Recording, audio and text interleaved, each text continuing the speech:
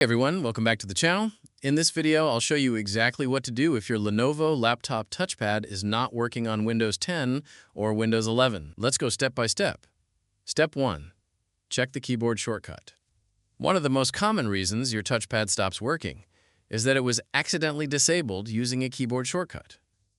On most Lenovo laptops, you need to press Fn plus F10 at the same time. When you press this combination, you'll see a touchpad icon appear on your screen. If the icon appears normal, your touchpad is enabled. If the icon shows a line through it, that means the touchpad is disabled. Press Fn plus F10 again to toggle it back on. If your touchpad still isn't working, move on to the next step. Step 2.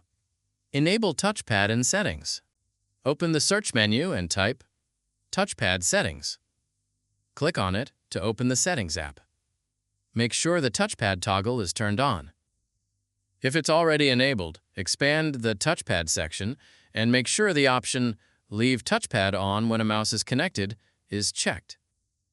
If this option is not selected, your touchpad will automatically turn off whenever you connect an external mouse. If this still doesn't fix the problem, close Settings and continue. Step 3. Reinstall the touchpad driver. Right-click the Start button and select Device Manager. In Device Manager, expand mice and other pointing devices. Look for your touchpad driver. If you don't see it there, expand human interface devices instead.